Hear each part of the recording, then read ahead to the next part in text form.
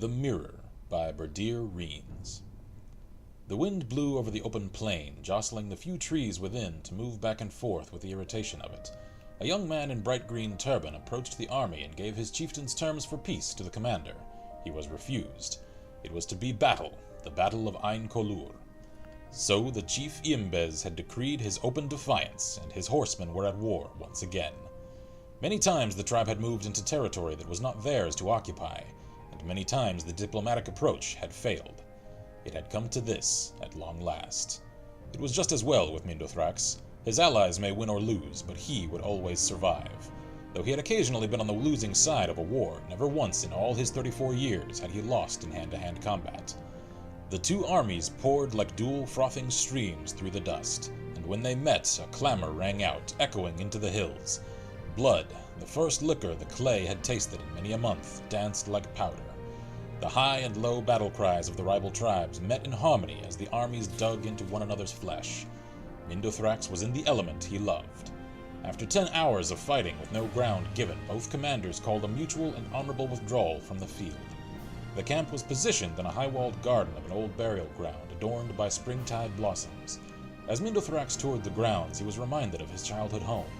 It was a happy and a sad recollection, the purity of childhood ambition, all of his schooling in the ways of battle, but tinged with memories of his poor mother, a beautiful woman looking down at her son with both pride and unspoken sorrow. She never talked about what troubled her, but it came as no surprise to any when she took the walk across the moors and was found days later, her throat slit open by her own hand. The army itself was like a colony of ants newly shaken. Within a half-hour's time after the end of the battle, they had reorganized as if by instinct. As the medicos looked to the wounded, someone remarked with a measure of admiration and astonishment, "Look at Mindothrax. His hair isn't even out of place." "He is a mighty swordsman," said the attending physician. "The sword is a greatly overvalued article," said Mindothrax, nevertheless pleased with the attention. "Warriors pay too much attention to striking, and not enough in defending strikes.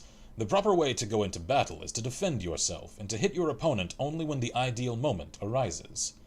"I prefer a more straightforward approach," smiled one of the wounded. "It is the way of the horsemen." "If it is the way of the Buelsay tribes to fail, then I renounce my heritage," said Mindothrax, making a quick sign to the spirits that he was being expressive, not blasphemous. "Remember what the great blade master Gaiden Shinji said. The best techniques are passed on by the survivors.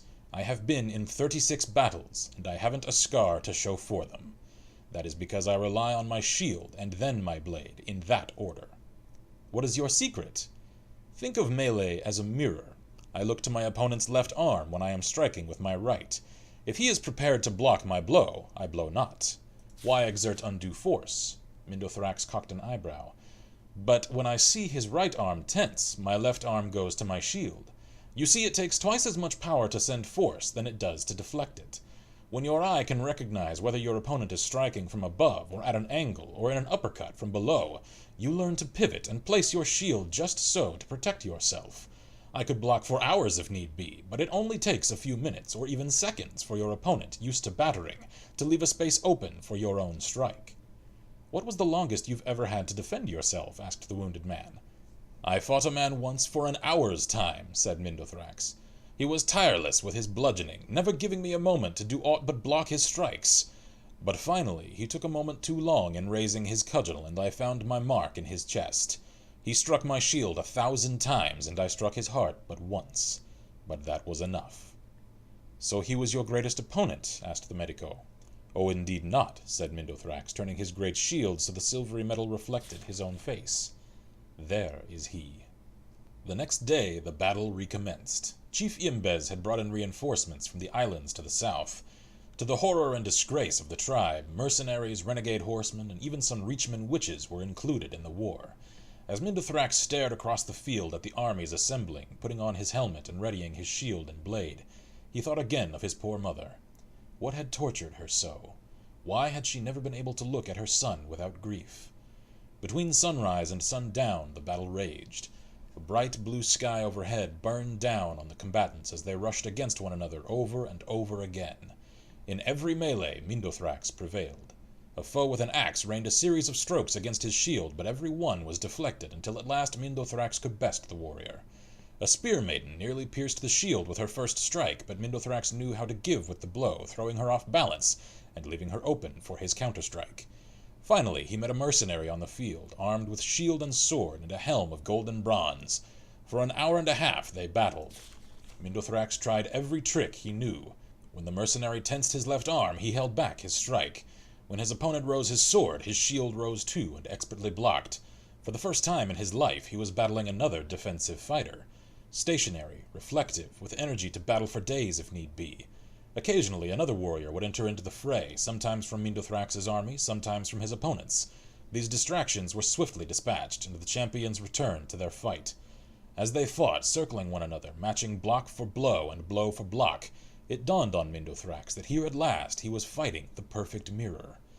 It became more a game, almost a dance, than a battle of blood.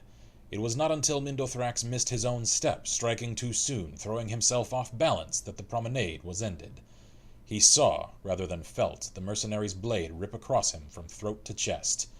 A good strike, the sword he himself might have delivered.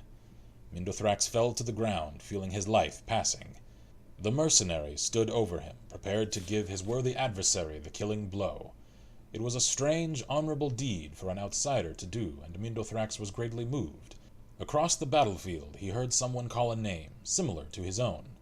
"Jurifax!" The mercenary removed his helmet to answer the call. As he did so, Mindothrax saw through the slits of his helmet his own reflection in the man. It was his own close-set eyes, red and brown hair, thin and wide mouth, and blunt chin. For a moment he marveled at the mirror, before the stranger turned back to him and delivered the death-stroke. Jurifax returned to his commander and was well paid for his part in the day's victory. They retired for a hot meal under the stars in a garden by an old cairn that had previously been occupied by their foes. The mercenary was strangely quiet as he observed the land. "Have you been here before, Jurifax?" asked one of the tribesmen who had hired him. "I was born a horseman, just like you. My mother sold me when I was just a babe. I have always wondered how my life might have been different had I not been bartered away. I might never have been a mercenary." "There are many things that decide our fate," said the witch. "It is madness to try to see how you might have taken this turn or that in the world. There are none exactly like yourself, so it is foolish to compare." "But there is one," said Jurifax, looking to the stars. "My master, before he set me free, said that my mother had twin sons when I was born. She could only afford to raise but one child, but somewhere out there is a man just like me, my brother. I hope to meet him." The witch saw the spirits before her and knew the truth that the twins had met already. She remained silent and stared into the fire, banishing the thoughts from her head, too wise to tell all.